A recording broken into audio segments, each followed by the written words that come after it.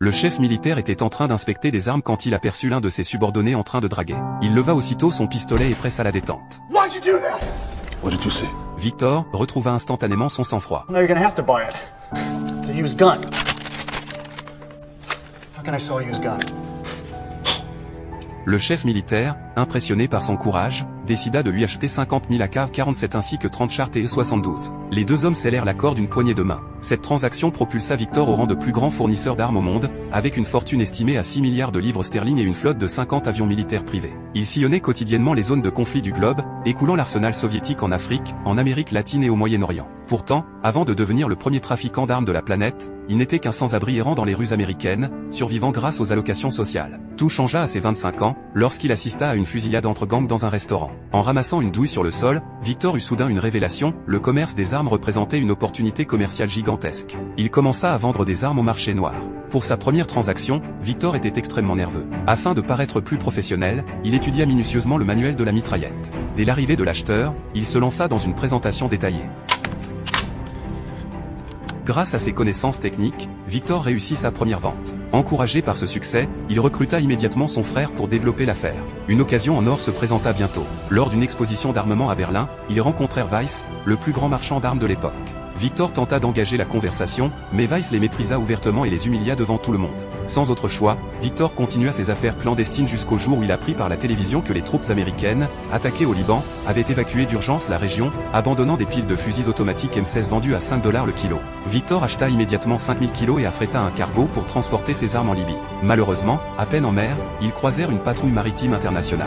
Victor ordonna au capitaine de ralentir, fit descendre l'échelle de coupé aux ouvriers, recouvrit le nom du navire avec de la peinture pour le remplacer par celui préparé à l'avance, puis saisit le téléphone satellite pour soudoyer les hauts fonctionnaires. Il réussit ainsi à passer les contrôles et à vendre sa cargaison en Afrique. Cette affaire rapporta une fortune à Victor et établit sa réputation dans le milieu. En 1991, après l'effondrement de l'Union soviétique, l'Ukraine commença à brader ses armes. Victor y acheta 40 000 AK-47, ainsi qu'une grande quantité d'avions, de chars et de véhicules blindés de transport de troupes. L'arsenal était complet. Il commença à expédier massivement des armes vers l'Afrique. Victor devint ainsi le plus grand trafiquant d'armes au monde. Mais c'est également à partir de ce moment qu'Interpol commença à s'intéresser à lui.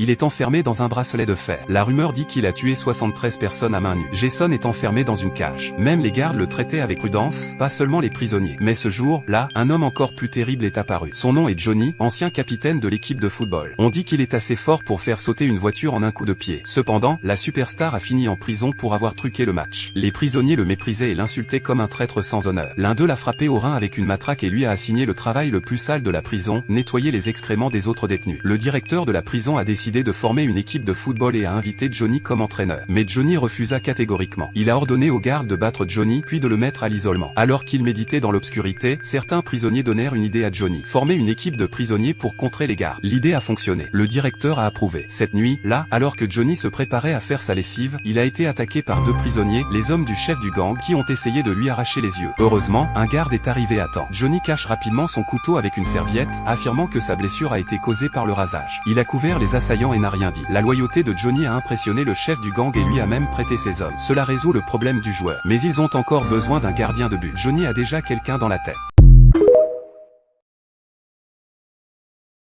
Je vais vous montrer une technique qui marche très bien. Actuellement, on est vraiment avec mes deux potes là. Oui.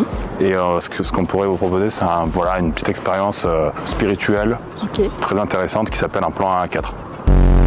Tu t'es fait voler ton bagage, hein. Il te reste plus que la poignée là. Ouais, c'est ça. Tu feras gaffe s'il y a plein de pickpockets ici. Ouais, c'est bon, merci. Ils viennent te parler de trucs chelous et après ils te mettent la main dans la poche. Non mais c'est bon, je sais, j'ai pas de bagage là. Ouais. Je suis en train de parler avec un mec un jour, je me tourne comme ça, je regarde, et je vois il y a un mec qui avait posé ses couilles sur mon épaule comme ça. Ouais. Tu lui dis un truc comme ça, tu lui mets un petit coup de tête et tu m'enlèves ses lunettes de merde. Putain, je t'avais dit de prendre des lunettes carrées. Là. On dirait que tu sors de la Fashion Week là. Putain, on n'est pas à Paris ici, on est à Marseille, bordel. Bon, en fait, j'arrivais, je mettais des grosses patates dans la gueule des gens et je leur disais non, mais c'est une caméra cachée. Un jour, j'ai mis un coup de couteau à un gars, je lui ai dit non, mais c'était pour déconner, c'était une blague et tout. Et tu mets des coups de couteau et des patates, et après tu te plains. Ouais, voilà. On voit pas grand chose dans cette merde. Hein. Ouais, ça se voit, c'est fait en Chine ce truc. Hein. Vraiment là pour enculer les gens, ça.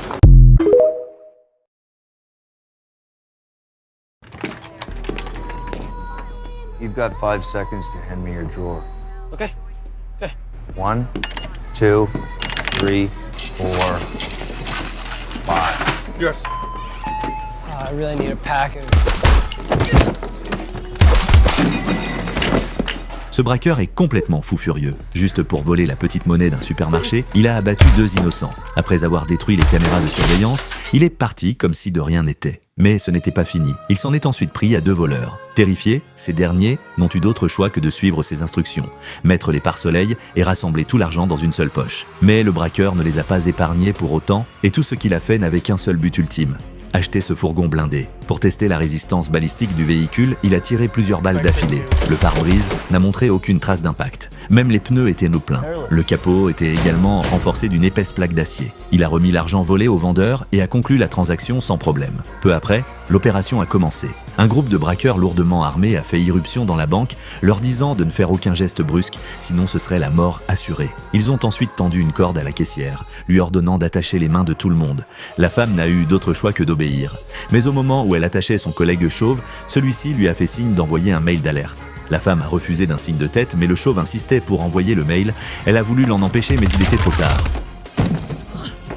Et vous n'imaginerez jamais, pendant que les braqueurs opéraient, 2 policiers observaient déjà tout depuis l'extérieur. Mais ils n'avaient pas l'intention d'intervenir. Ils voulaient plutôt avoir leur part du gâteau. Les policiers ont alors suivi la voiture des braqueurs, attendant le bon moment. Ce film s'appelle Dragged Across Concrete.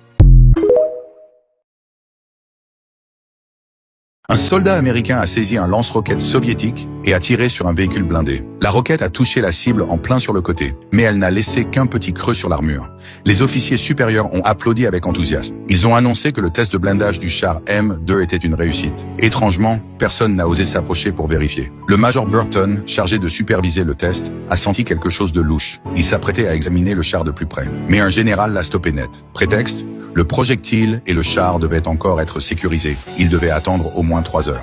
Dès que Burton s'est éloigné, un soldat s'est discrètement approché pour saboter la scène. Burton restait méfiant. Le creux sur l'armure lui paraissait étrange. Alors il est allé vérifier l'entrepôt lui-même. Et là, il a découvert la vérité. La roquette utilisée n'était pas soviétique, mais une imitation fabriquée en Roumanie. Il a immédiatement accusé le responsable du test de fraude. Mais ce dernier a haussé les épaules, en disant que la Roumanie faisait partie du bloc soviétique. C'était pareil. Burton n'a rien cru à ça. Il a fait installer une porte en acier. Même distance, même tir. Cette fois, non seulement ça n'a pas percé, mais la roquette n'a même pas explosé. La porte a juste été cabossée et pouvait encore servir. En tant que chef du projet M2, Burton a exigé une vraie retest, avec de vraies munitions soviétiques. Mais les autres officiers ont refusé. Le char allait entrer en production de masse, inutile d'en faire trop. Burton a répliqué avec un sourire froid: tu comprendras quand tu seras resté assez longtemps dans l'armée. Mais Burton n'a pas cédé. Une cargaison entière de mannequins de test, et les a tous placés à l'intérieur du M2. Cette fois, tir réel avec munitions soviétiques. Il pensait que la vérité allait enfin éclater. Mais il n'avait pas prévu la prochaine manipulation. Quand Burton s'est détourné, des soldats ont discrètement enlevé tous les habits des mannequins. La roquette a transpercé le blindage, mais les soldats ont levé les vêtements intacts pour prouver qu'il n'y avait aucun dégât. Quand Burton a voulu vérifier, les mannequins détruits avaient déjà disparu. Il a compris que la protection du M2 était bien en dessous des normes. Il est allé confronter le concepteur, Smith. Mais Smith a simplement haussé les épaules, en disant qu'il fallait voir ça avec ses supérieurs. Avant de partir, il lui a lancé: un porte-gobelet coûte 150 000 $. Tu sais combien vaut une vis? Furieux, Burton est allé voir le général Pat, responsable de l'approbation. Pat a simplement répondu froidement: les premiers résultats ont été envoyés, rien n'arrêtera la production du M2. Burton comprenait que tout était truqué. Il a alors décidé de payer lui-même, pour 9 moutons, et faire un dernier test.